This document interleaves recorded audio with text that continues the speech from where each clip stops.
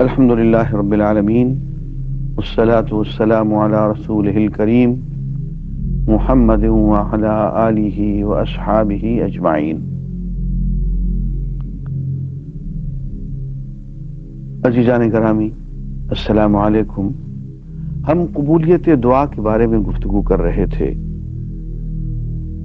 حضور اکرم صلی اللہ علیہ وآلہ وسلم نے ارشاد فرمایا، اقرب ما یکون العبد من ربہ وہو ساجد فاکثروا الدعاء۔ آپ نے فرمایا کہ بندہ جب سجدے میں ہوتا ہے تو اس وقت اپنے رب کے قریب ترین ہوتا ہے۔ اس لیے جب تم سجدے میں ہو تو دعا کثرت سے کیا کرو، اور چاہو کہ دعا قبول ہو جائے تو سجدے میں چلے جایا کرو۔ عزیزان گرامی، امام جزری کی کتاب ہے حسن حسین، اس میں انہوں نے قبولیت کے مقامات کا تذکرہ کیا ہے۔ میں ان کی 2-3 لائنیں پڑھتا ہوں۔ وہ لکھتے ہیں کہ امام حسن بصری رحمۃ اللہ علیہ نے اپنے خط میں اہل مکہ کو لکھا کہ مکہ میں 15 جگہ دعا قبول ہوتی ہے۔ طواف کے دوران، ملتزم کے پاس، میزاب رحمت کے نیچے، کعبہ کے اندر، چاہے زمزم پر، صفا و مروہ پر، اور مسعی یعنی صفا و مروہ کے درمیان دوڑنے کی جگہ پر، مزدلفہ میں، مینا میں، اور تینوں جمرات کے پاس۔ اور امام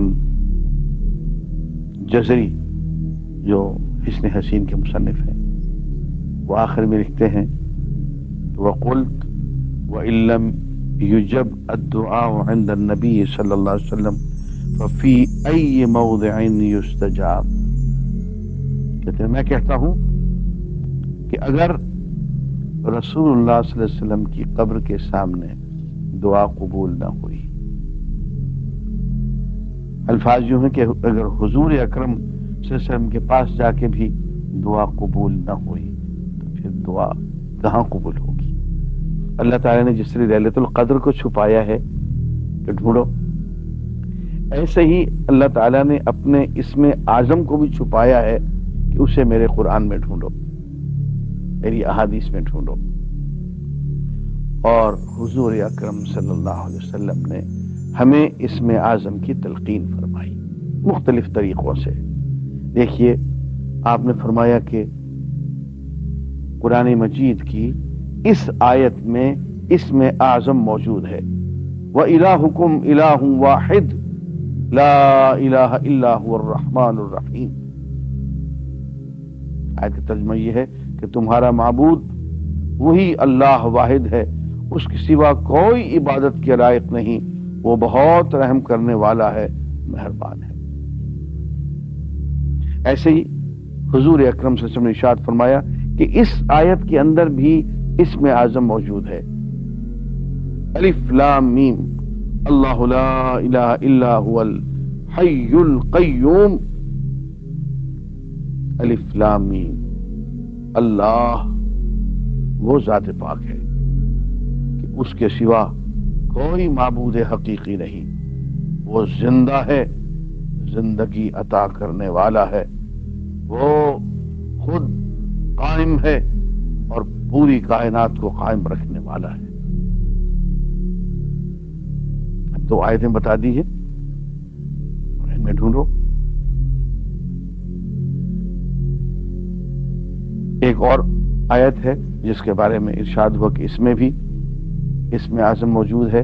یہ حضرت یونس علیہ السلام کی دعا ہے جو انہوں نے مچھلی کے پیٹ میں پڑھی اور اللہ نے ان کو نجات دے دی، اور نہ صرف ان کو نجات ملی بلکہ کہا گیا کہ وَكَذَلِكَ نُنْجِي الْمُؤْمِنِينَ، اس طرح سے ہم مومنین کو نجات دیا کرتے ہیں، جو بھی یہ دعا پڑھے گا اس کو ہم نجات دے دیں گے۔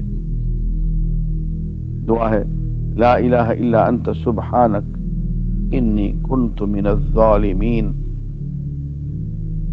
تیرے سوا کوئی عبادت کے لائق نہیں، تو پاک ہے، ہر عیب اور ہر نقص سے مبرہ ہے، میں ہی تھا اپنے آپ پہ ظلم کرنے والا۔ تو اب یہ 3 آیتیں ارشاد فرما دی۔ ایسی ہی بہت سی دعائیں ہیں جن میں آپ نے ارشاد فرمایا کہ اسم اعظم ہے اللہم انی اسألک بأن لک الحمد لا الہ الا انت الحنان المنان بدیع السماوات والارض یا ذا الجلال والاکرام یا حی یا قیوم۔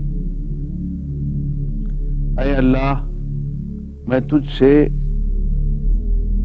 اس وسیلے سے مانگتا ہوں کہ بے شک ہر شکر اور تعریف کے لائق صرف تیری ذات گرامی ہے، تو معبود حقیقی ہے، تیرے سوا کوئی معبود حقیقی نہیں، تو محبت فرمانے والا، احسان فرمانے والا ہے اور آسمان و زمین کو ابتدا سے بنانے والا ہے۔ اے بزرگی و عظمت والے، اے زندہ اور سب کو قائم رکھنے والے۔ اسی طرح سے حضور اکرم صلی اللہ علیہ وآلہ وسلم نے یہ دعا بھی ارشاد فرمائی اور فرمایا کہ اس دعا کے اندر بھی اسم اعظم موجود ہے، یا حی یا قیوم برحمتک استغیث۔ اے وہ ذات گرامی جو اپنے آپ زندہ ہے اور ہر ایک کو زندگی عطا کرنے والا ہے، اور اے ذات گرامی جو خود سے قائم رہنے والا اور سب کو قائم رکھنے والا ہے، میں تیری رحمت کے نام پہ تجھ سے فریاد کرتا ہوں۔ تو یہ چند دعائیں ہیں، اس کے علاوہ اور بھی ہیں دعائیں جن میں کہ اسم اعظم کا ذکر آتا ہے۔ یہاں ہم وقت کی کمی کے باعث انہی پہ ہی اکتفا کرتے ہیں۔ بات یہ ہے کہ علماء کرام کا، اہل اللہ کا، صوفیاء کرام کا جو زیادہ رجحان ہوا ہے وہ اسم اعظم کے طور پہ اللہ کے پاک نام جو اسم ذاتی ہے اللہ، اس کی طرف گیا ہے۔